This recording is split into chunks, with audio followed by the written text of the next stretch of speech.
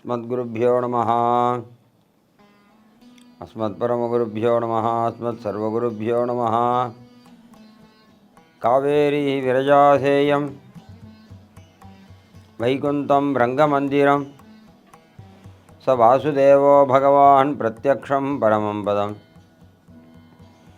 ஆராத அருளமுதம் பொதிந்த கோயில் அம்புயத்தோ நயோத்தி மன்னர் கழித்த கோயில் தோளாத தனிவீரன் தொழுத கோயில்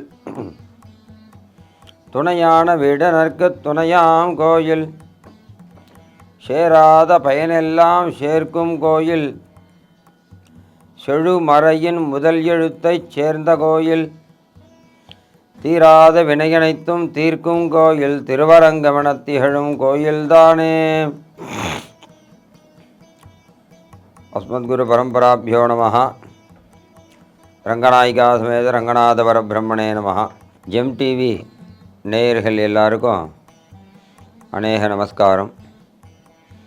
இன்றைக்கி வைகுண்ட ஏகாதசியை பற்றி ஒரு 2 வார்த்தை பேசணும்னு ரங்கநாதனுடையதான ஒரு திருவுள்ளம். அந்த கிரமத்தில் பேசுவர் எவ்வளவு பேசுவர் எம்பிரான் தன்மைன்னு ரங்கநாதனுடையதான வைபவத்தை யாராலையும் முழுமையாக சொல்லி பூர்த்தி அடைய முடியாது. இந்த வைகுண்ட ஏகாதசின்றது ஸ்ரீரங்கத்துக்கே ஏற்பட்டது.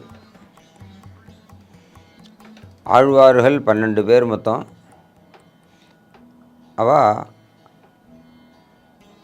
பெரிய பெருமாளாக இருக்கக்கூடிய ரங்கநாதனுடையதான வடிவழகிலையும் அவனுடையதான திருக்கல்யாண குணங்கள்லையும் ஆழங்காலிட்டு 4000 திவ்ய பிரபந்தமாக அதை கொடுத்தா. அந்த 4000 திவ்ய பிரபந்தமானது வேதத்துக்கு சமமான ஒரு நூல், ஒரு கிரந்தம். திவ்ய பிரபந்தம்னு அதுக்கு திருநாமம். 4000 திவ்ய பிரபந்தம் அப்படின்றது.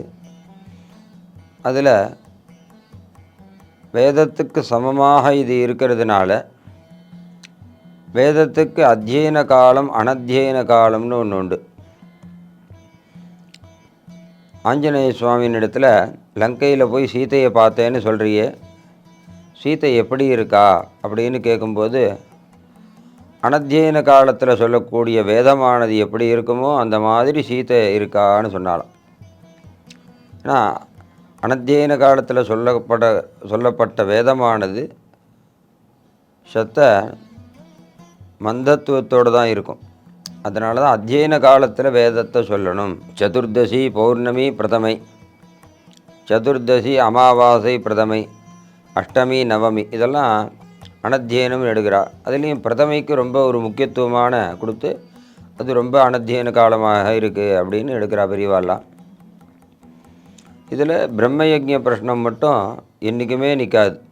அது ஒரு தனி விஷயம். அது அந்த ஒரு மரியாதையாக இதுக்கு கொடுக்கணும் அப்படின்றதுக்காகவே இதுக்கும் அனத்தியன காலம் அத்தியன காலம்னு உண்டு பண்ணார் சாக்ஷாத் ரங்கநாத சுவாமி, பெரிய பெருமாளாக இருக்கக்கூடிய ரங்கநாதன்.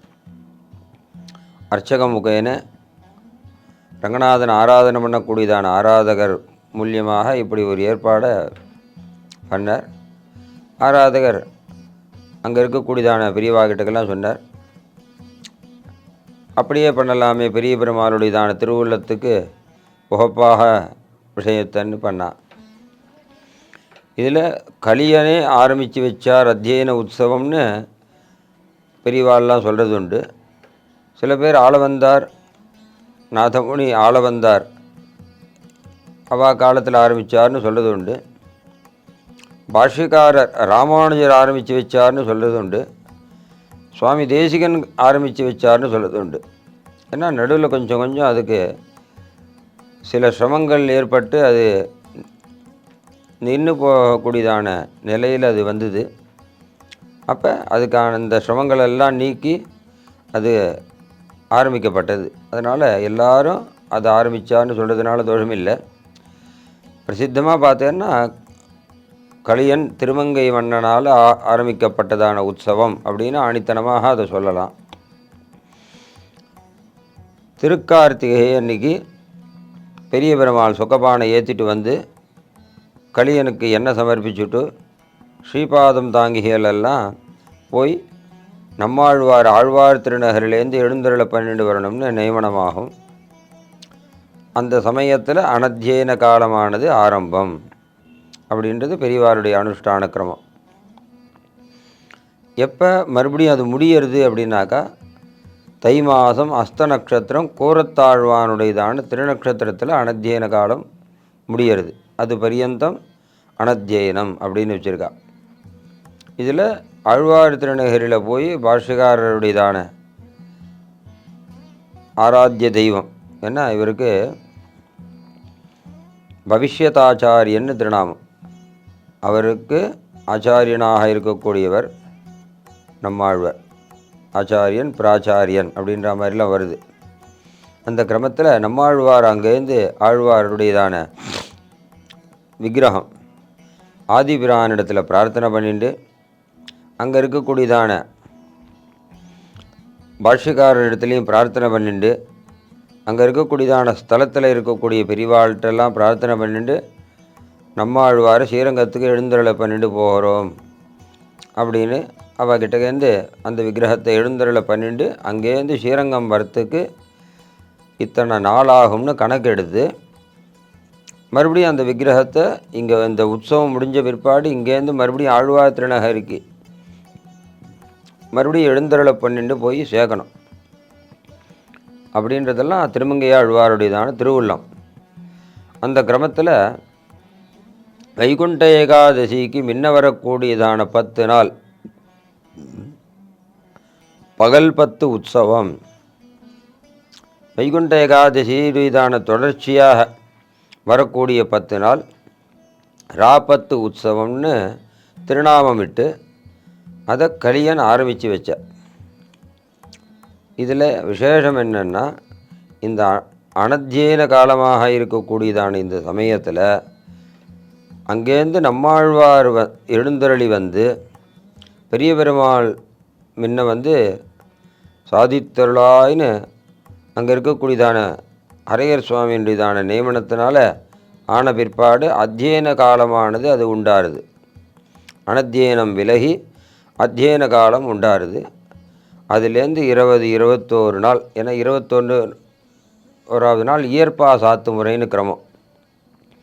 அதனால் 21 நாள் அத்தியன உற்சவம் சொல்கிறது 20ன்னு சொல்லின்னு இருக்கோம் அனுஷ்டான கிரமத்தில். அப்படி 21வது நாள் இயற்பா சாத்து முறையோடு அந்த உற்சவமானது பூர்த்தியாகுது. இதில் பகல் 10ஆக இருக்கக்கூடியதான காலத்தில் என்ன சேவிக்கணும், ராப்பத்தில் என்ன சொல்லணும், இந்த உற்சவத்துக்கு என்ன பண்ணணும்னு பெரியவாள்லாம் வழி வழியாக வந்துட்டு இருக்கக்கூடியதான விஷயமானது பகல் 10ல் 2000 பாசுரங்களும் ராப்பத்தில் 1000 பாசுரம் திருவாய்மொழி திருநாள்னு திருநாமம் அதுக்கு. அதுக்கப்புறம் பின்னால் வரக்கூடியதான இயற்பாவன்னிக்கு ஒரே 1000 சேவிக்குங்க. அதுக்கப்புறம் தேசிக பிரபந்தத்தின் தனி விஷயம், அது தனி உற்சவம். அது 22வது திருநாள். இதுக்கும் மேலே பெரிய பெருமாளுக்கே ஏற்பட்டது திருநெடுந்தாண்டகம் அப்படின்னு ஒரு தனி உற்சவம். அது அப்படி இதெல்லாம் பெரியவா காலத்துலேருந்து பண்ணிட்டுருக்கா. இந்த பகல் 10 உற்சவத்துக்கு பெரிய பெருமாள் ரங்கநாதன், காவேரி தீரனாக இருக்கக்கூடிய ரங்கநாதன், அதுக்குன்னு ஒரு தனி மண்டபம், அந்த மண்டபத்தில் எழுந்தருளி பகல் 10 பூட்டி பண்ணிப்பார். ராப்பத்துக்கு வைகுண்ட வாசல், அன்றைக்கி தான் பரமபத வாசல் திறந்துண்டு ஆயிரங்கால் மண்டபத்தில் பெருமாள் எழுந்தருளி கண்டோம் கண்டோம் கண்டோம் கண்ணுக்கு இனியன கண்டோம்னு எல்லாருக்கும் பரமானுகிரகம் பண்ணி, அன்றைக்கி ஒரு நாள் ஸ்ரீரங்கத்தை நினச்சா போருமே, ரங்கான்னு சொன்னால் கூட போகிறோம், அவளுக்கெல்லாம் மோட்சமானது கிடைக்கிறது, அவள் பண்ண பாபமானது விலகிறது, எம்பெருமான் வினையேன் வினைதீர் மருந்தானாய் விண்ணோர் தலைவா கேசவா மணிசேர் ஆயர் குளமுதலே மாமாயனே மாதவா அப்படின்னு அந்த மாதவனானவன் சர்வ ஜனங்களுக்கும் சகல சௌபாகியங்களும் அனுகிரகம் பண்ணி பெரிய பெருமாளாக இருக்கக்கூடியதான ரங்கநாதன் முத்தங்கி சேவையிலையும் உற்சவர் நம்பெருமானாக இருக்கக்கூடிய எம்பெருமான் ரத்னாங்கி சேவையிலையும் அத்தனை ஜனங்களுக்கு மத்தியத்தில் பெருமாள் உலா வரக்கூடியதான வடிவழக ஸ்ரீவைகுண்ட லோகத்தில் போனாலும் அந்த அழகை பார்க்க முடியாது. முக்தானுபூதி இஹதாஸ்வபிமே முகுந்தா அப்படின்னு சுவாமி தேசிகன் சாதிக்கிற மாதிரி இங்கேயே அந்த முக்தானுபூத்தியை எம்பெருமான் அனுகிரகம் பண்ணுறார். அப்பேற்பட்டதான ரங்கநாதனே திருப்பதியில் சீனிவாசனாக எழுந்தருளியிருக்கார். மந்திப்பாய் வடவேங்கடமாமலை வானவர்கள் சந்தி செய்ய நின்னான் அரங்கத்தரவை நினையான்னு சொல்கிறதுனால சீனிவாசனே ரங்கநாதன். இன்னும் சொல்ல போனோம்னா நம்ம திருவல்லிக்கேணியில் இருக்கக்கூடியதான பார்த்தசாரதி யாருன்னாக்கா வேங்கட கிருஷ்ணன்னு திருநாமம். எப்படி ஸ்ரீரங்கத்தில் இருக்கக்கூடியதான ரங்கநாதன் திருப்பதிக்கு சீனிவாசனாக வந்தார், அந்த சீனிவாசனே ஜெகதோத்தாரணத்துக்காக நம்மளை பட்டணத்தில் இவ்வளோ ஜனங்கள் எவ்வளவோ பிழைக்கிறதுக்கு வழி தேடின்னு இந்த மாநகரமாக இருக்கக்கூடியதான சென்னை மாநகரத்தில் வந்து சேர்ந்துருக்கா. எல்லாரையும் ரட்சிக்கணும்னு பெரிய பெருமாளை ஸ்ரீரங்கத்துக்கு வந்து ஸ்ரீரங்கத்திலேருந்து திருப்பதிக்கு வந்து திருப்பதியிலேருந்து ஒரு ராஜாவுக்காக பரமானுகிரகம் பண்ணி திருவல்லிக்கேணியில் பார்த்தசாரதி பெருமாளாக சேர்ந்து எழுந்தருளி இருக்கார். அப்பேற்பட்டதான எம்பெருமான ஆழ்வார் பிரார்த்தனை பண்ணும்போது ஐவர்க்காகி அன்று தேர் கடவிய பெருமான் இணை கடல்கள் காண்பது என்றுகள் கண்களே. அந்த பார்த்தசாரதியுடையதான திருவடி வாரத்தை என்னைக்கு கண்ணில் பார்க்க போகிறோன்னு ஆழ்வார் பிரார்த்திக்கிறார். அதனால் எல்லாரும் அந்த எம்பெருமானுடையதான திருவடியை தியானம் பண்ணுங்க. இருக்கிற இடத்துல கோயிலுக்கு போய் சேவிக்கிறவாளுக்கு பாக்கியசாலிகள், அப்படி இல்லைன்னா கூட இருக்கிற இடத்துல அந்த கண்ணனுடையதான கண்ணன் கடலினை நன்னும் மனமுடையீர் அந்த கண்ணனுடையதான திருவடியை தியானம் பண்ணிட்டு எல்லாரும் ஜீவிக்க வேண்டியது. கிருஷ்ணார்ப்பணம்.